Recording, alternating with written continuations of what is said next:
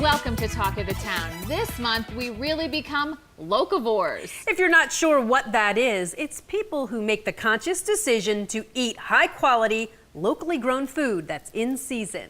We visit 2 unique farms and a restaurant started by local farmers. We get moving with paddleboard yoga on the waters of the Delaware River.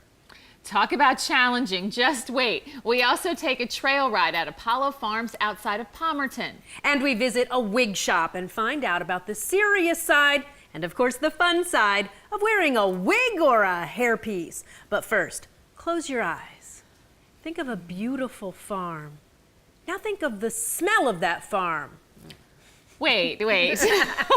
No, close your eyes. We forgot to tell you it's a lavender farm. Well, we visit Hope Hill Lavender Farm just outside of Pottsville, where they have 1,500 lavender plants to produce a whole line of high-quality lavender products.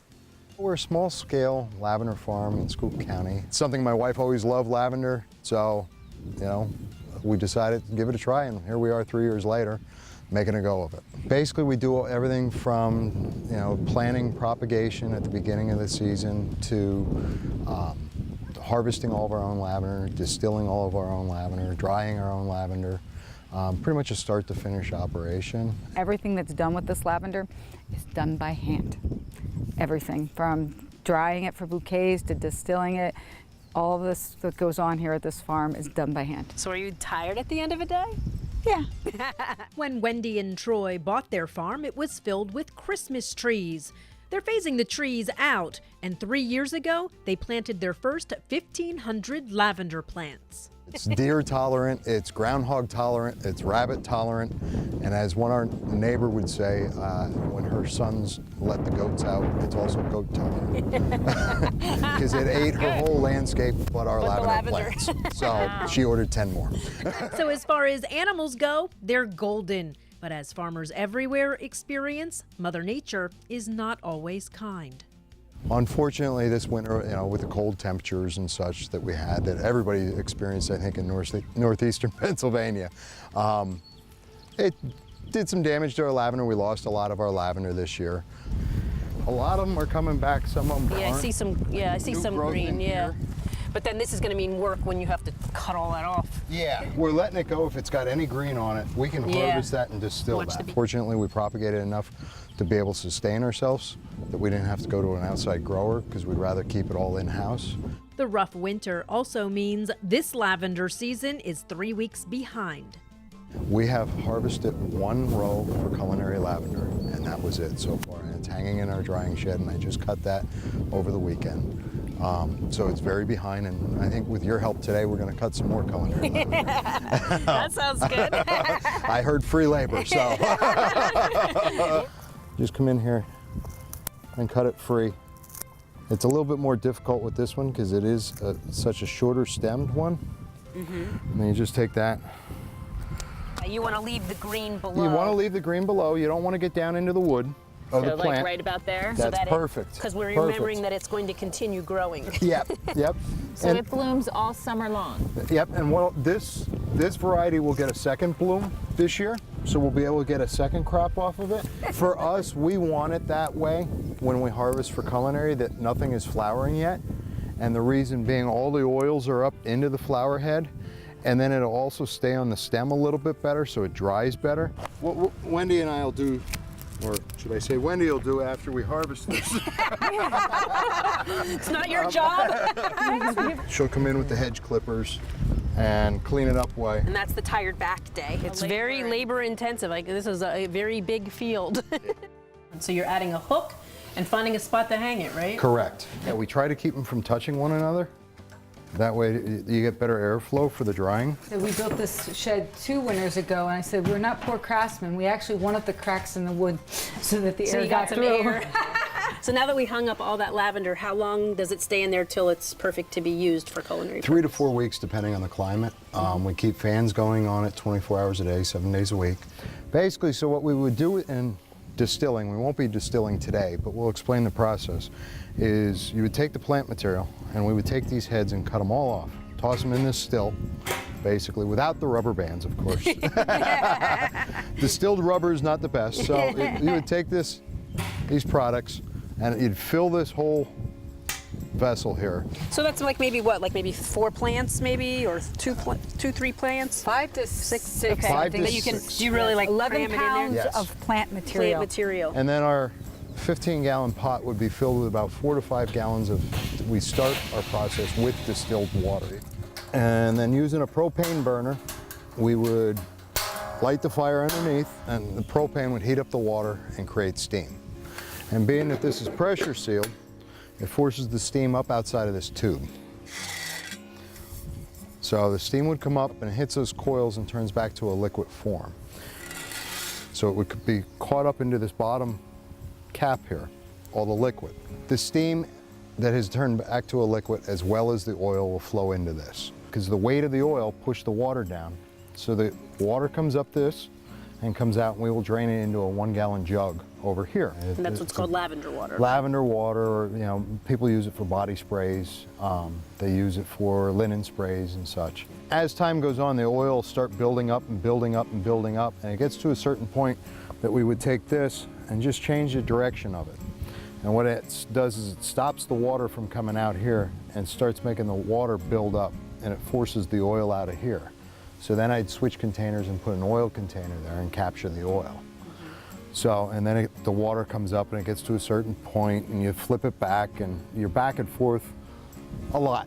So in you a have day. to be sitting here watching this. Yeah, as you it's have to going. really oversee it and stuff. And a full run usually takes us about an hour. That whole entire thing makes 2 of these. It takes And how much 11 of that? pounds.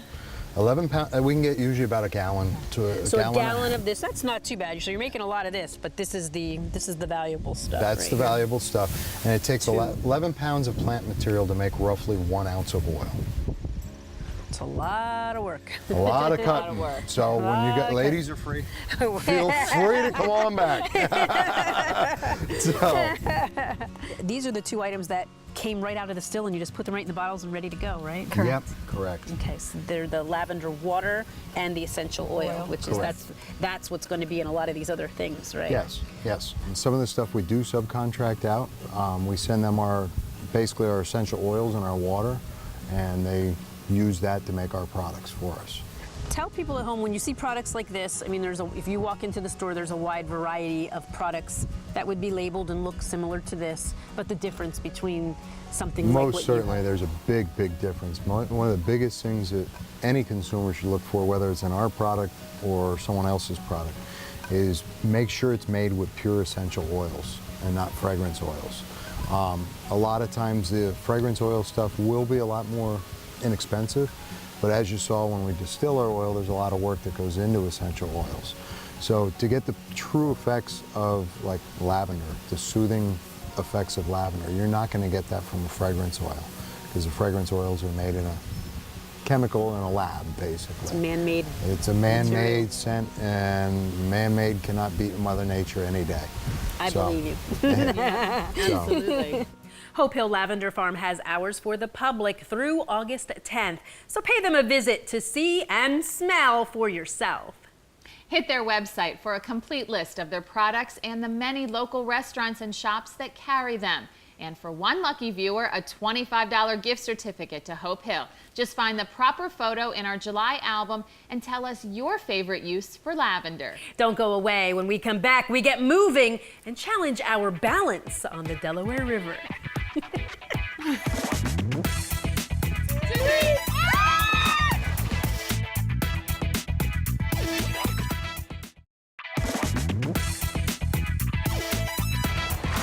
You know, we're always looking for an adventure, and we really found one this time, paddle boarding. But not just paddle boarding, let's do yoga too.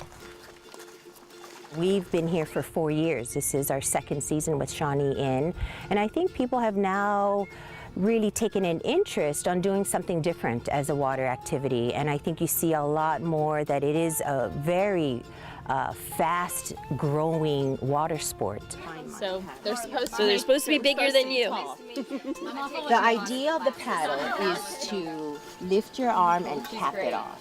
You're going to think of a little almond from that close to the side of the board, and then you're going to exit the water. You are going to get the safety on entering the water on the board, how you get kneeling to a standing position. So you do get a course of doing your stand-up paddling as we locate ourselves into a very serene area to do the yoga. It's very calm. We've incorporated a weight system that keeps you stationary so that you are a little more balanced when you're transitioning from your basic yoga poses. So it's a very easy approach to yoga if you've never done yoga before, and it's an introduction to getting on the river and enjoying paddling. It's such a fine-looking group, you guys. Fine-looking. Oh my goodness. It's challenging on the water, so it deals a lot with proprioception, meaning that you're working with balance, so all your muscles, ligaments, joints, everything's working all at the same time. So it really helps you to feel the board underneath you, understand where maybe in a certain posture you're putting more weight than you typically in a mat class you wouldn't notice that, but on the board you're going to feel the pressure and feel the weight and be able to adjust. To get used to the movement of the water.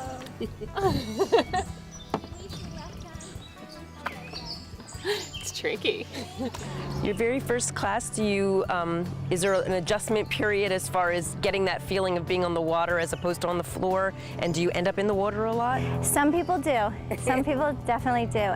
Yes, but by the time we get to the class, you've already been on the board for about 15 or 20 minutes, so you're used to it. It's more just about being able to find that center, maintain it, especially while we're standing or doing things that would require twisting. It's unilaterally. When we work one side of the body, is typically where we'll discover our weakness and maybe fall in, which is nice because it's safe. You fall in. And it's a hot, sticky day, so Yeah. if that happens, it's not the worst thing in the world, right? Yeah. I didn't fall. Not yet, anyway. It's nice to dip in the water. Okay, you're out there basically on a bigger surfboard, so you have to have good balance. You know, my boards that I offer are very stable. They are what works very well with this sort of condition, rocky bottom. They're a soft top, which are conducive to the feet. We didn't fall yet! When there is a consequence, there is a discipline. So it really makes you behave on the board. And the discipline and the consequences means falling in the water. Falling in, and sometimes that is really of choice, especially on a day like today. It's very hot, so it's very refreshing. The boards are used as like your own little dock. You know, whether you lie on it, there's different positions you can use and, enjoy. And that perspective of standing is always beautiful. You get to see things before they see you, and you get to kind of enjoy your natural surroundings. It was really, really fun, energizing, and it's a perfect day. Did you ever have that moment or two when you thought, uh-oh, I could go in? Yes, my downward dog I thought was going to go really downward. You did great, though. It was fun. It was a lot of fun. Would you do it again? Absolutely. Yeah, like every day? If I could. I loved it. It was really, really awesome. It was freeing, and it was just really nice to feel like the balance on top of the water. Completely different experience than regular yoga. Did you feel like you were going to fall Yes. into the water at any time? Yeah. Yeah, a couple of times, especially the first down dog. I got a little sideways, but managed to not go head first. I felt that way when we did the twists and one arm had to Yes. go up. I was like, I'm not quite sure I'm going to stay here. Yes. But it was definitely liberating, wasn't it? It was, for sure. All right, Linnea, how did we do? You did great. Very, very well. You both had wonderful balance, good form. You were strong on the board. You could tell we had pretty good balance because we didn't end up in the water, right? True. Very Did true. you think we were going to end up in the water? I did. I did. I did. Did you think that? I thought at least somebody was going to end up in the water. We had a very dry class. Yes, we did. Very good. Very It's good. usually me that ends up in the water or getting messed up. I don't know why, it just always is. So here, Marie, have some water. The water feels good. Kim and I finished the class, stood up on our paddle boards, and started back to shore when all of the sudden... So I'm gonna stop. Oh my God! What'd you do? You know, I was thinking it was about time I fell in, but I honestly thought I was gonna stay dry the whole time. Water's refreshing though, isn't it? Water feels good. Marie, you should go in. A big thanks to Fran, the owner of Maukanalu stand-up paddleboarding at Shawnee Inn, and our yoga instructor, Linnea. We had such a great day on the Delaware River. We can't forget the wonderful ladies in our class, and of course, Frank. He was Zach's canoe guide for the day and wasn't afraid to stand in the mud to help us get all those great shots. I didn't even mind falling in the river. I think everyone should try paddleboarding. You'll be surprised just how much fun it is. Fran wants one lucky viewer and a friend to enjoy a 2-hour paddleboarding adventure on the Delaware. Just go to our Facebook page, like the correct photo, and let us know what you think about our paddleboarding adventure and why you'd like to try it for your chance to win. Things really start buzzing when Talk of the Town returns. Stay with us.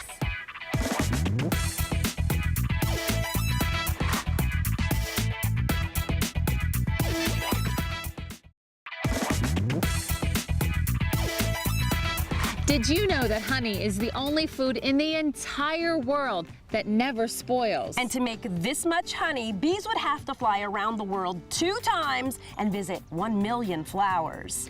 I guess that's why they call them busy, busy bees. I'd like to welcome you ladies to Wild Creek Bee Farm, but if you want to go in the bee yard, you're going to have to wear these suits. Okay, But sounds good to me. I only wear this because I'm not afraid of the bees. I'm putting the whole suit on. Okay.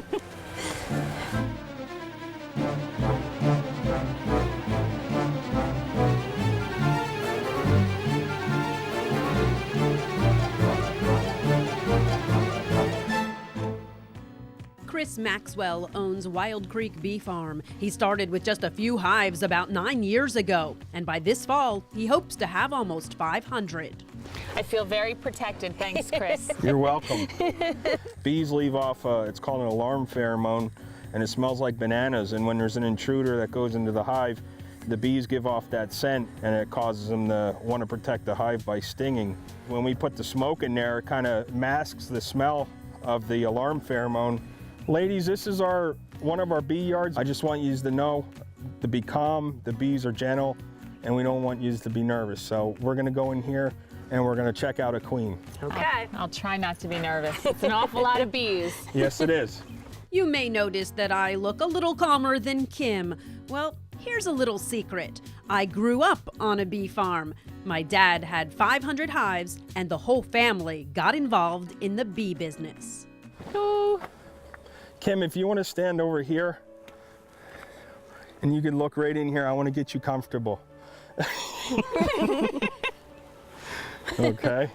I'm so glad I have this thing on. Let me tell you. Yes. Well, when we open this up, this is going to be really more bees than you've ever seen in your life.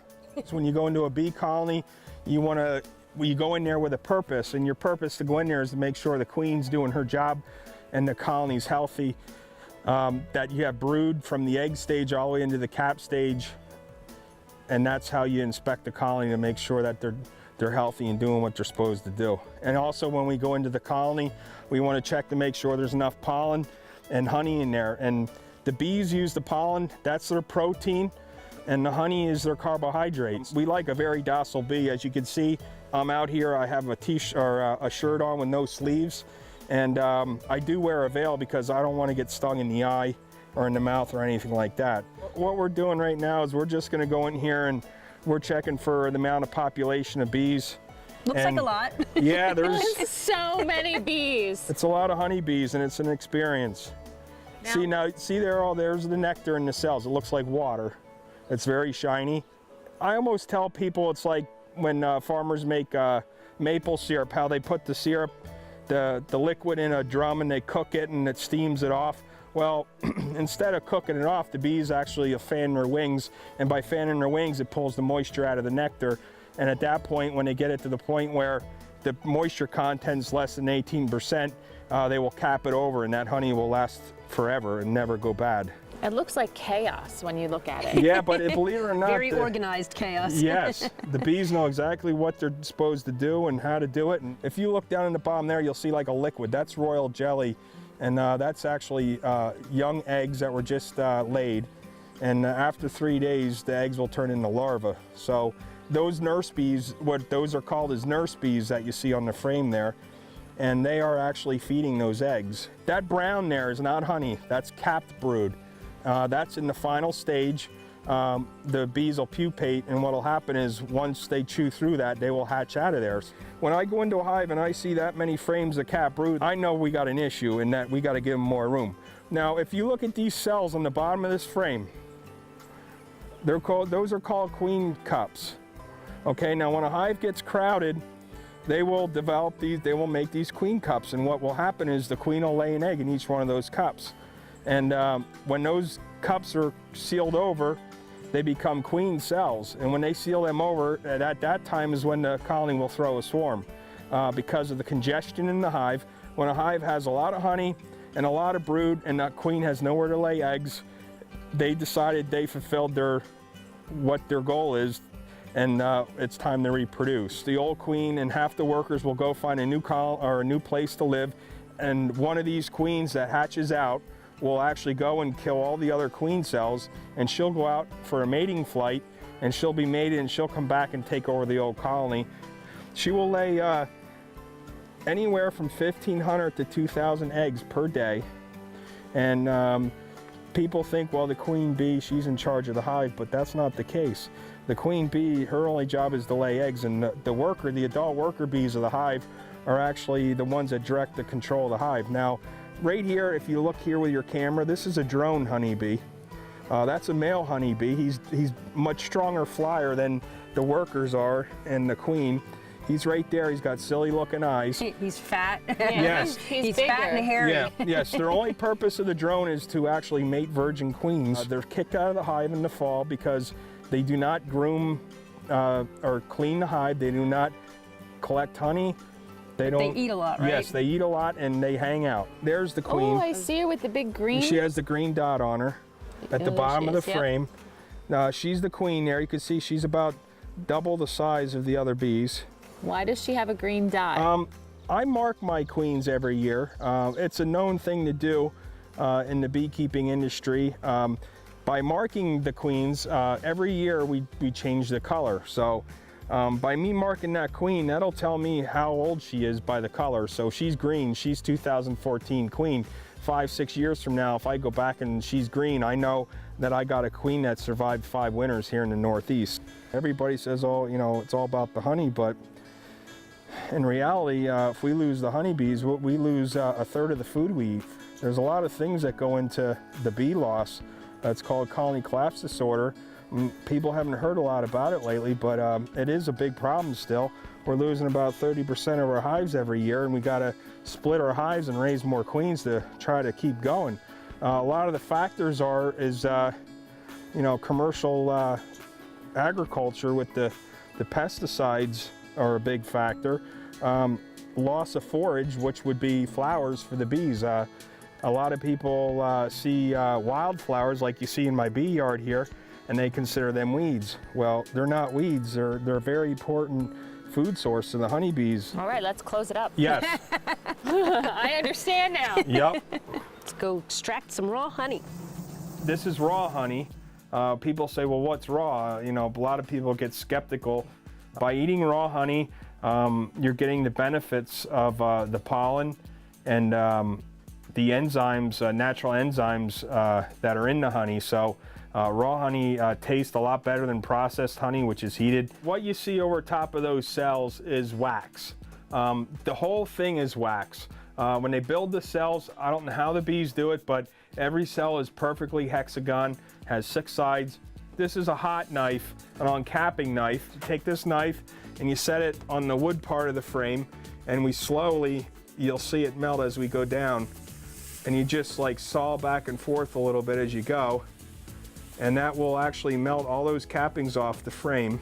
And behind it, underneath it, is what we see is the raw honey that the bees produce. Now everybody says, well, why do bees, what do the bees do with the honey? And they eat it, of course. Yeah, but I've had that question. What do they do with the honey? It's like that's their food. So what we call this is a capping scratcher, and we go through here and we scratch what we didn't get with the knife. You can see the honey running down. Yep. That's actually liquid wax. Kim, you're doing a heck of a job there. Yeah, if you want to hold on to that, we'll just scratch this a little bit. It's been a long time since I've used an electric knife. Well, I know that when I did this, I was moving pretty fast when I was a kid because I was just trying to get my chores done. Yeah. And over here is our extractor. Now what we do is we set this frame vertically down in the tank. We're going to turn this on, and this will start spinning. We got to start it slow. And what will happen is from centrifugal force, this will throw the honey onto the sides of this machine. Once all the honey's out of the frames, then we drain it into the bucket. And at that point is when we would just strain out the wax particles, and then we put it into the jars as raw honey. The nutritional value is in the raw honey, and that's why there's a huge demand for it. And, nothing done to it. It's not heat. The only time we heat it, and if we do heat it, we don't heat it any more than nature would heat it. A lot of people loved our cinnamon creamed honey, and I have a lot of questions. What do you put into it? And all it is raw honey and cinnamon. This is our creamed honey, and just scoop that into there. Now look at how that looks. That looks excellent. Fantastic, yeah. Yeah, it looks like I want to eat it right away. The darker the honey, the healthier it is for you, is the golden rule. All right. Use your power tool skills. Yeah, that's... I'm backing up. That'll take about a week or two to solidify and to start to crystallize into the creamed honey texture. This is just ground powdered cinnamon. That's very healthy. It's raw honey with powdered cinnamon, and them two mixed together makes a very healthy concoction. This will become thick that you'll need a knife once it hardens up and thickens up.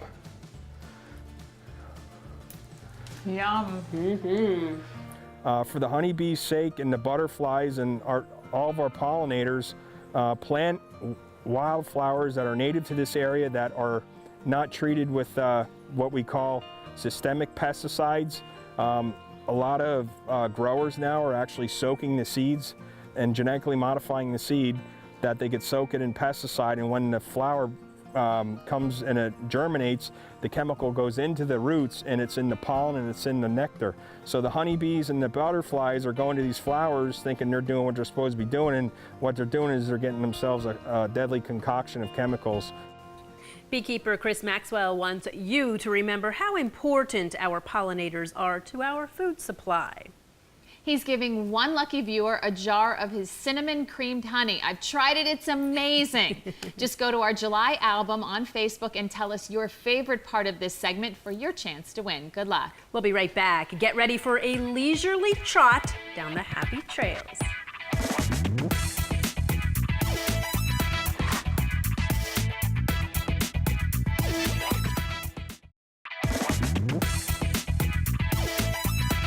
Bet you can't guess what our next segment is about. We're at Apollo Farms, just outside of Palmerton. And this is Poseidon. Apollo Farms is a new facility here in Carbon County in the Palmerton area. We've only been here, this is our second year. The facility as you see it now is still growing. This was kind of like our vision coming. We constructed everything that you see here, our barn, our top arena, we have our ring, 2 outside jumping rings. So we're still growing. Today we have a couple things in store for you. We're going to work with some of our kids. They're going to show us how to tack up. We'll come out and ride and kind of see a little bit of what we do in the ring and also outside of the ring on the trails. Well, first we carry comb, so you just brush in little circles. It gets off dirt. It allows us to see if there's anything wrong with the horse or pony, if there's any like injuries, cuts, scrapes, anything like that. And it also promotes healthy coats. We just brush her the way that her hair goes, so she looks better. What's this horse's name? This is Lulu. Uh-oh, Lulu's gonna get them. Lulu gonna get the end of the carrots. Good. Get her bangs. And then comb what, her hair. what do we have to do last? Strap that on. Okay, go ahead and show them how you do that. Poseidon, are you ready? He's much bigger than Lulu. Yes, he is. There's more to brush here. You had the easier pony. And it looks like he laid down for you guys. Yeah, it so looks like he's I have a lot extra of- dirty. We have stuff to clean out here. You know what, Marie? My side's not dirty at all. This is probably his favorite part of the day. Yeah, he actually really likes being brushed. It's funny, we use him for the interaction activities. So everybody that comes in to do the trail ride, we start them like this on the ground. We get them to groom the horses, we show them how to brush the horses, and it does two things. It gives people a sense of comfort that they get to kind of know the horse before they get on it. This is an English saddle, and then we also teach Western. So you'll see the difference between an English saddle and then later when we go look at the Western saddles. Now it's really important, everybody that comes out to ride, we make sure they have helmets for safety reasons. So go ahead and put your helmets on, and then we'll head out to the ring. Yeehaw! All right. Yeah. If you're coming to camp or even just coming to ride, do you have to have some prior experience with horses? Absolutely not, and that's the great thing. Actually everybody that you see here today, I've started from scratch. The kids, the girls, they never rode before they came to ride with me, and they're doing really well. They compete, they do well, they ride younger horses. All the kids that you see today all started riding with me. So that's kind of like something that I enjoy, starting beginners. You want to step up the block. You want to put this hand here, always grab the mane because he'll start walking, yeah? So let's Around the block. You weren't fast enough, Kim. Okay. Don't be messing with me, Poseidon. I know you know the camera's here. Okay. There you go. You want to step in? Okay. Good. And then you want to go ahead and grab your reins. Now, so you want to kind of hold them. There you go, and your thumb's there. And you want to kind of have a loose rein and just let them walk. So what you're going to do is kind of like riding a bicycle. You want to turn your head whichever direction you want him to go. Okay. So if you want him to walk, you're going to push your hands forward. Okay. And then turn your head so he circles. Okay. If you want him to stop, you're going to pull back and say, whoa. Whoa. Perfect. I like Poseidon. He knows what he's doing even if I don't. You're going to give it a try. Here. Yep. Kick your leg over. Good. Perfect. Walk. Squeeze. Good. What's your horse's name? Rocky.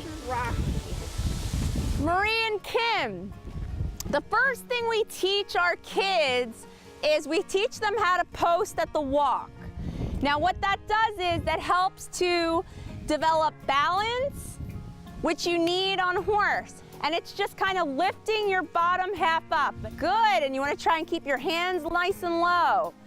Just lift a little bit? Yep, just a little bit, and that's called posting. And what that does is when we move into a trot, that helps us with the motion, right? And then you don't hurt your butt. Right, you don't do a sitting trot. Little baby trot down the line, okay? Good, Madison, good. Perfect. All right, so Kim, do you want to try and trot? Sure. Okay. So squeeze, say trot. Trot. Yeah. Come on, Poseidon, trot. Come on. Come on. Trot. Good. Good, Kim. Rocky's like, come on, it's my turn. He's anxious. Trot. Trot. Trot. Good, and you're gonna try and go up, down, up, down. Good. How did that feel? Good, good. Good. Okay, so Marie and Kim, are you guys ready to try and jump something? If you think we should. I think Poseidon would be ready to jump without me on top. We're gonna get the other girls on so they can demonstrate how to jump. You guys wanna see that? That sounds like Yes, a good that idea. Sounds great. Look up. Excellent. Good job. Good. Much better, much better. Good. Sit back. Excellent. Good pedal. Good job. Yay. Good job. So are you ladies ready to get on Western now and learn from our Western trainer? Let's All try. right, let's go in. Whole new set of horses, whole new ball of wax. So you saw tacking up English. Now we'll tack up Western. We'll see the difference in that, kind of the difference in tack. There's different things with the Western. You can do pleasure, you can do roping, team penning, all different kinds of things. Your main thing is going to be your saddle because you have a saddle horn. I like that because if I'm going to fall off a horse, I want something to grab onto. That's a big one for me. Turn, look up, look up, look up.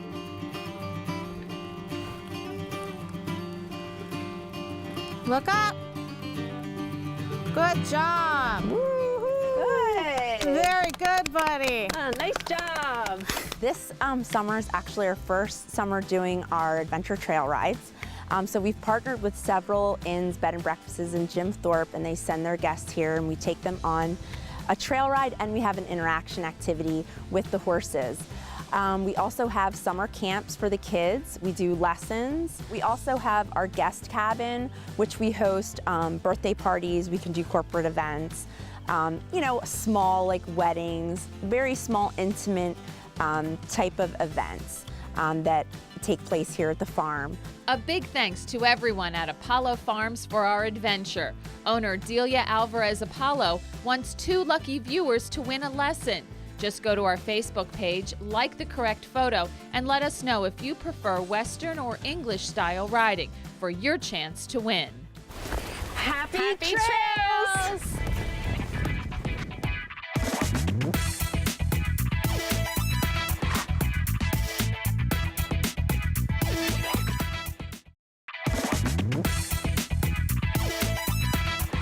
The summer months are the perfect time to enjoy food that goes straight from a farm to the table. We found a wonderful little restaurant in Lehighton featuring an assortment of locally grown organic foods. It's called the 14-Acre Farm Gourmet Eatery, and we couldn't wait to share it with all of you. In our restaurant, we sell produce that we grow on our own farm, and we sell the fresh baked bread that we still do, and a number of items in the deli case, which are things that people can also order for catering. The restaurant is an extension of Sarah and Kevin Rook's 14-acre organic farm in Summit Hill. They bring lots of fresh produce into the restaurant every day. Being a chef, it was really hard to find good local produce, and we started growing our own and kind of just stuck with that, and that's still what we believe in today, and that's what we do today. They also strive to buy all additional food items from local farms. Local organic is obviously first on the list. Sometimes it's not always possible to get both of those, so we do what we can, especially out of season. But it's definitely, as organic farmers ourselves, it's definitely something, sustainability is definitely something that's on our mind a lot. So we try to keep that going with all of our food items. Today we're focusing on 2 of the desserts at the restaurant. First, chocolate walnut scones. First step for the chocolate walnut scones is we're going to candy our walnuts. So I'm going to put these in the oven and toast them for just about 4 minutes. To make our caramel, we're going to add about 1.5 cups of sugar and then just a few drops of water. It's getting a nice bubble to it. So at this point, we're going to take just about 1/4 stick of butter. It makes it almost like a caramel then. Okay, they smell wonderful. And we'll dump this in there and then just kind of stir it around with the spatula, toss it all around. And then we're going to immediately dump it on our greased pan so it can dry. Big bowl. Yeah, we'll spread that out evenly on there. So if I could get you to grate maybe about 1/2 teaspoon of nutmeg right into the flour. Right into it? Yep, And how do I 12 cups of know what flour. 1/2 teaspoon looks like? It'll be about half of that nutmeg there. So before you get to your fingers. So yeah, before I get to my fingers. All right, and now we're going to need 2 tablespoons of baking soda and 4 tablespoons of baking powder. I have a cup of extra dark cocoa already measured out, so we'll add that in there. Looks really dark. And then I also have How much flour was in here? 12 cups of flour. Okay, we're making a big batch. Yep, and then I'm also going to put in 3 cups of sugar that's already measured out. And then we can dump this all right into the mixer. Now we have 2 pounds of frozen chopped butter. This is the trick to scones or biscuits or anything like that. If you use the frozen butter, then you end up with little butter chunks in there. At the end, it'll make pockets inside of the biscuit or the scone. And we'll put that on low, and this is going to mix for about 5 or 6 minutes until the butter's cut into little pieces, almost like it'll look almost like a pie crust consistency. I'll crack the eggs for you so you don't get your hands dirty. She tends to drop them on the floor. I tend to have trouble with eggs. I drop them, I throw them, you know. So we got 6 eggs, and then we're also going to use 6 cups of heavy cream. Whisk away. So it gets spread evenly. So we're going to get 4 cups of walnuts. We're going to fill this all the way to the top. They're still warm. And we can add in our candied walnuts and our 4 cups of chocolate chips also. Yum! I'm liking this recipe just because of these ingredients. Just pour it all in. Yep. We're just going to slowly pour in our wet mixture. It went from being like almost a grayish color to a real chocolatey brown now. When we were kids, we used to always lick the beater. We would have liked that beater. I know, it's quite a beater. Need some muscle to do a big batch like that. Yeah, well, this is the small mixer too. And fairly pressed down everywhere. 325-degree oven. Here we go. Right above those chickens. Perfect.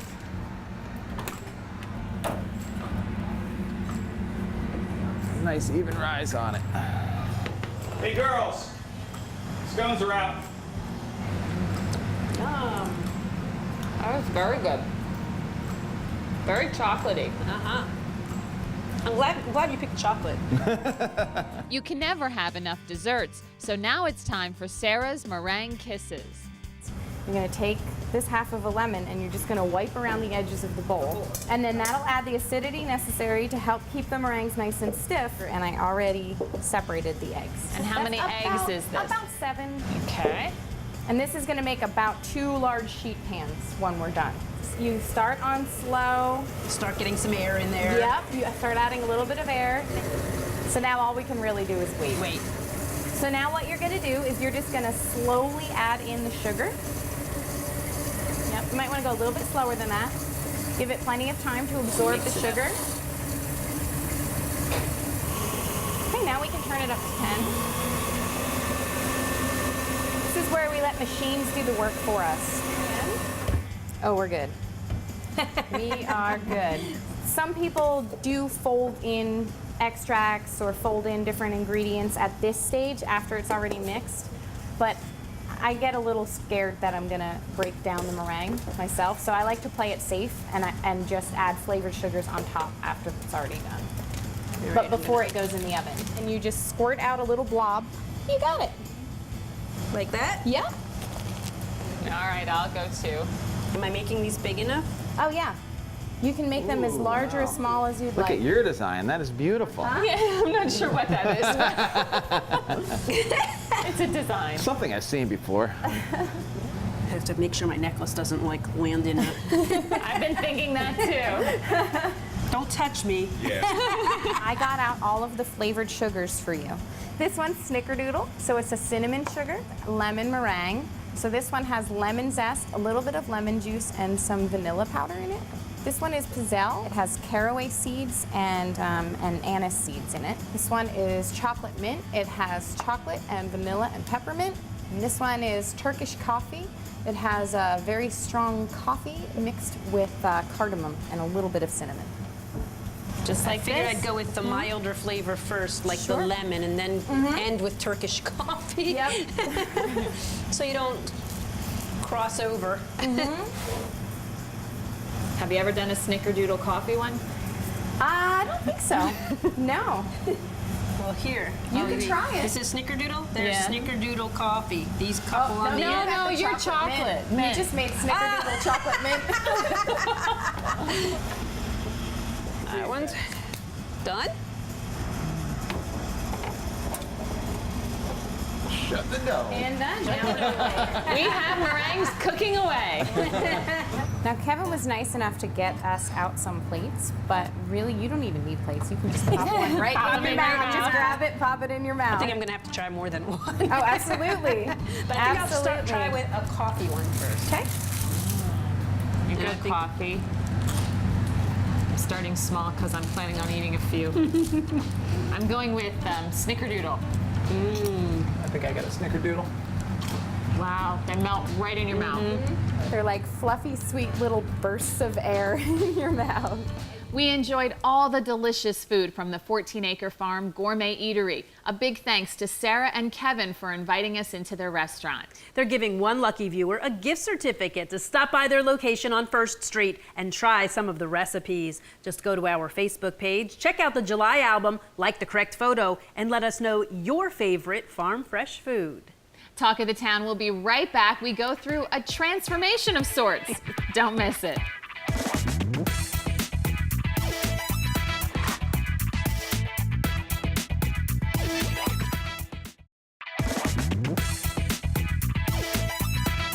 It's time for a hair adventure.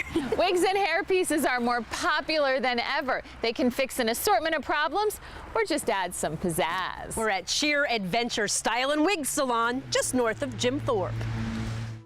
Hello! Let's get started. This is going to be fun. I have a salon. I do haircuts, colors, perms, etc. I also have a wig and hairpiece business, and they can be used for people who are victims of serious disease. It can be used for people who just want a little excitement in the bedroom. It can be used for somebody who'd like a little fantasy, for someone who has short hair, wants long hair. I use it sometimes for people who even want to decide on a style. And how long have you been wearing a hairpiece? Shh. Well, we didn't tell anybody. I'll say 12 years. My hair was thinning real bad from medication, and I just couldn't stand it anymore. So I came up to see Martha, and Martha says to me, "We'll take care of it." She went in the back room, she brought out a wig, and I went home with it. And it's been ever since, right? I've had several since. I went from blonde to my gray hair. Nice. All right. Hey, and you can go back to blonde or red someday if you want. Right. Carol, you're a brave woman. Yeah. It's so nice many women walk around and they're not happy, and you can be a woman again. This is before. Okay. Yeah. I mean, of course, we usually wash it, blow dry it, curl it with an iron, and then put the piece on, okay? And that has to be a scary thing for somebody to come in. Yes, it's a very intimidating thing for people. First, they're dealing with a physical disability, be it cancer, alopecia, any form of illness that gives them the loss of hair. Sometimes it's just aging, sometimes it's medication. But they come in and you look in the mirror, and you know how you look at yourself every day and you say, I'm pleased with myself, I look good, whatever. And these people suddenly look in the mirror and they're petrified. This is not me, what am I gonna do? Did it really improve your self-image when you... Of course, it makes you feel better. You get up in the morning and you look decent and a woman again, instead of, looking in the mirror and ready to cry. Yeah. Because nobody believes I wear a wig. Yeah. Well, everybody knows now. What could you tell them? Everybody knows. Carol, they know now. The whole world knows, Carol. Wigs are not only for people who have good hair. My sister has really good hair, so you think.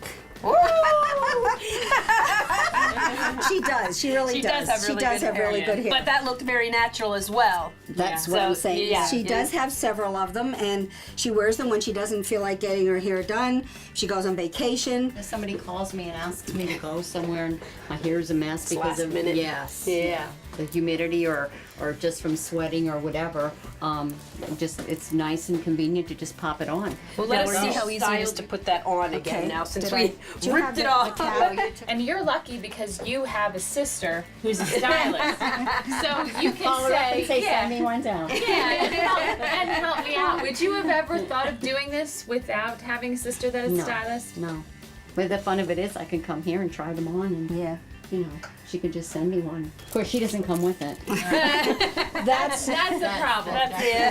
That's why it's important to have them learn how to do it themselves, because I'm not always there. I had one child that came in that had alopecia, which is the little girl would go to bed at night and wake up no hair in the morning. The hair was all on the pillow. That's a disease of the scalp. I fitted her with a wig. She was so grateful. It was so nice to see that, because I'm sure, like, kids tease. It made me feel good to be able to do that for her and make her feel good at the same time. Yeah. So she had something to rely on. Purple rock star. That's what it looks like a rock star do. Yeah. Katy Perry would be jealous. Oh, Kiana. You made Katy Perry jealous. No worries. Only 1 million people are watching this. But you love it, don't you, Kiana? Now you're ready for Katy Perry's fireworks song. Baby, you're a firework. Shoot across the sky. It works. She takes off after you. Oh, yes. Up as you shoot across the sky.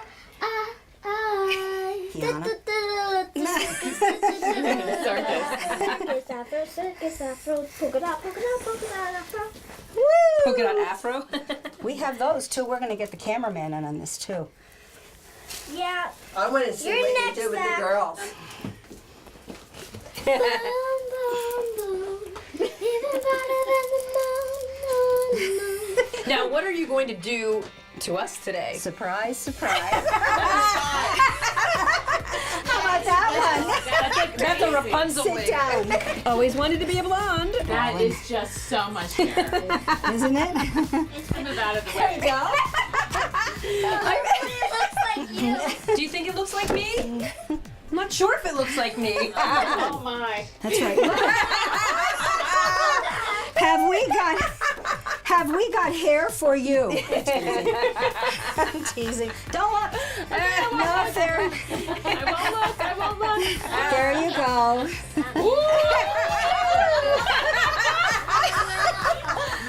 Wow! I am styling this dude. Hi, Dave. Hi, Dave. Oh, Where's the mustaches? We have another victim. Come on. He's like, I'm dropping this kid out here. Okay, Should I now do we're- news like this tonight? There you go. I think so. Wouldn't that be different? Hello, George Washington. Now that's quick. Who do you prefer to be, George, Thomas, or Ben?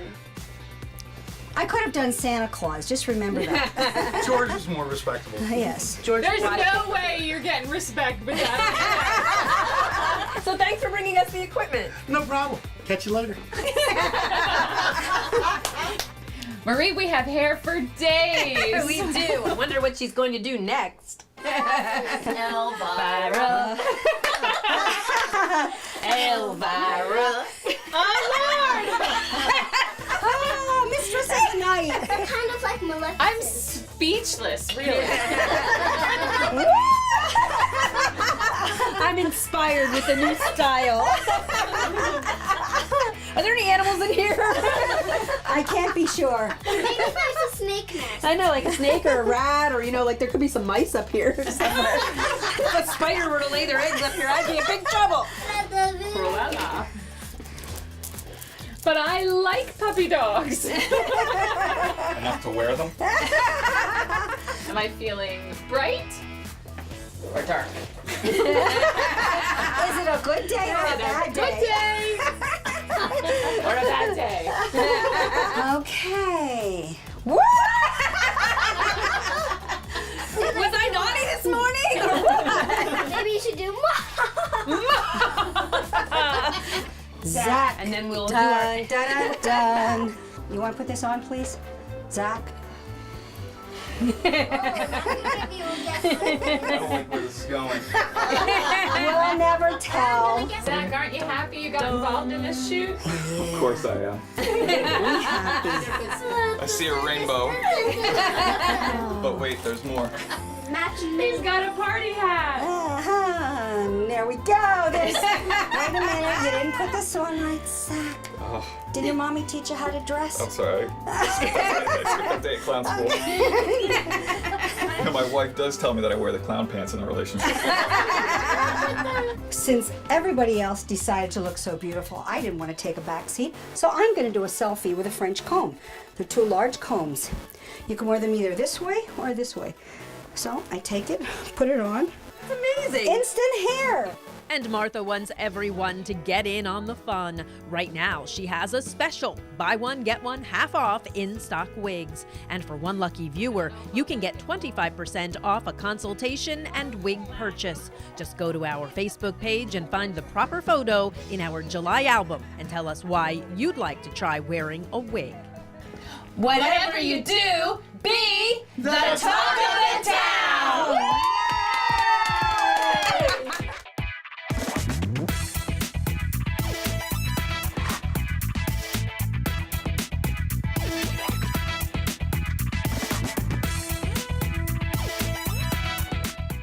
I'm freezing. You're cold? This is what we, wait a minute, this is what we did while you were outside. I was warming her up.